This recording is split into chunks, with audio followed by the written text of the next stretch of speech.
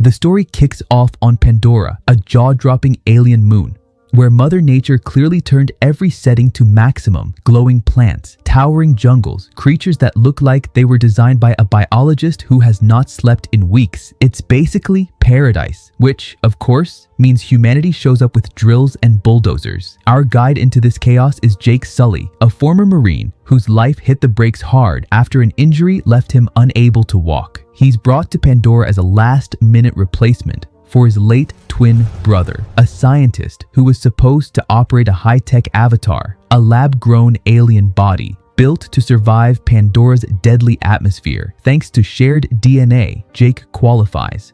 One nap later, he wakes up blue, tall, and shockingly athletic. For the first time in years, he can feel the ground beneath his feet. And honestly, that alone almost makes everything worth it. Jake joins the Avatar research team, led by a no-nonsense scientist and backed by specialists who clearly prefer microscopes over machine guns. Their official job? Study Pandora, study the Na'vi.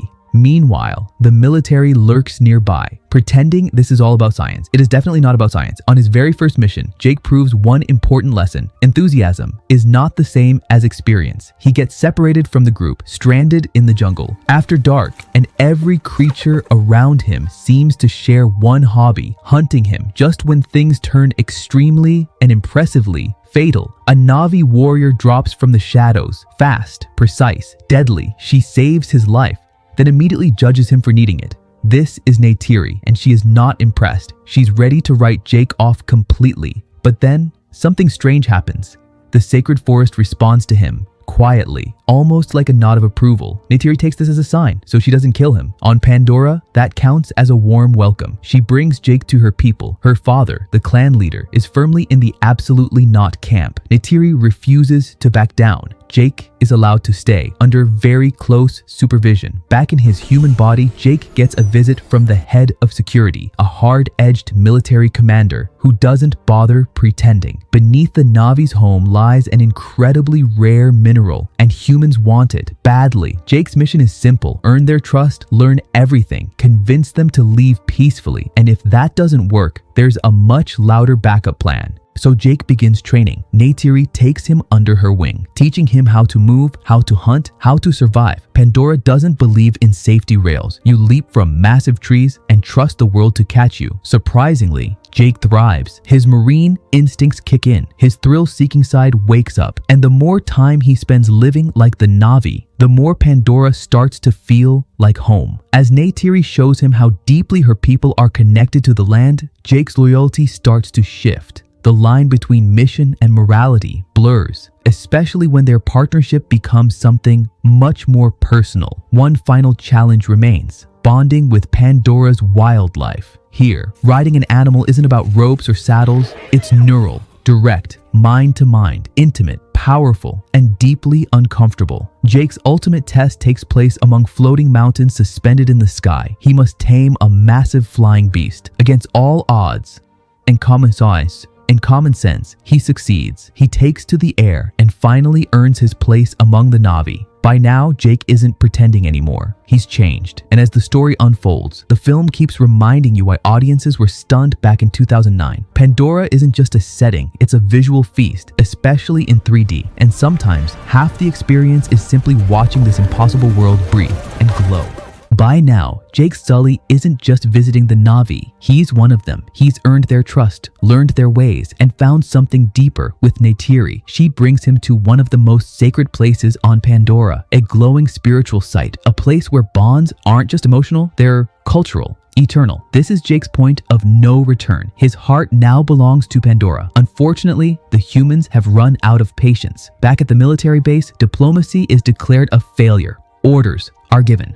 Engines roar. Massive machines roll straight toward the Na'vi homeland. Jake tries to intervene, desperately, but to the humans, he's gone native. The mission is compromised. The decision is final. If the Na'vi won't move, their home will be erased. What follows is devastating. The home tree falls, a colossal symbol of life, history, and family, destroyed in a brutal display of force. Jake and his allies are arrested on the spot.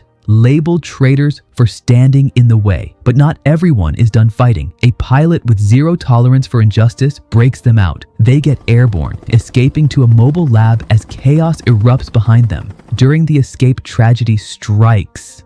The team's lead scientist is critically wounded. With no conventional options left, there's only one place to turn: the Tree of Souls. The plan is risky, but hopeful. Use Pandora's neural network to permanently transfer her consciousness into her avatar body. The ritual begins. The forest responds, but it isn't enough. She passes away, and the loss hits hard. Meanwhile, the Na'vi feel completely betrayed. Jake's secret mission is revealed. To them, he's no different from the invaders who destroyed their home. He's cast out, alone. Jake knows words won't fix this. If he wants redemption, it has to be legendary. Earlier, we heard whispers of a creature so dangerous no one dares challenge it. A massive aerial predator feared across all of Pandora. Jake makes a choice that borders on insanity. He's going to tame it. Against every expectation, he succeeds, emerging as a living symbol from Na'vi legend. With this act, Jake becomes a figure of prophecy, someone the clans cannot ignore. Riding across Pandora's skies, he unites the scattered Na'vi tribes. One final stand. When the human fleet launches its assault on the Tree of Souls, they don't find a helpless world. They find an army. The battle is explosive. The Na'vi fight with speed, skill, and heart.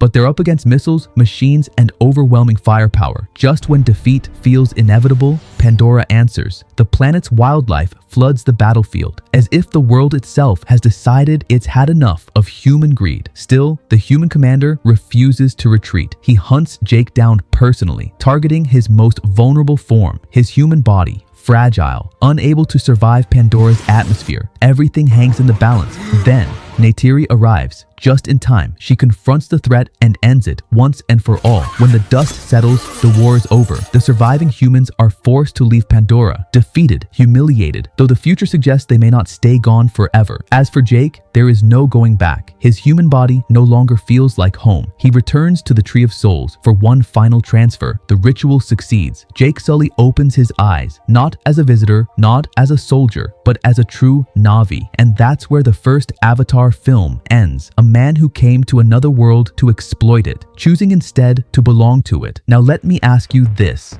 If you were offered a life on Pandora, would you leave Earth behind for good, or would you eventually return? Share your answer in the comments. I'm genuinely curious, and if you enjoyed this recap, hit the like button and subscribe to the channel. There's already more waiting for you. Avatar: The Way of Water Part 2 is live, and Avatar: Fire and Ash Part 3 is also available right now. Stick around for more epic worlds, bigger battles, and unforgettable stories.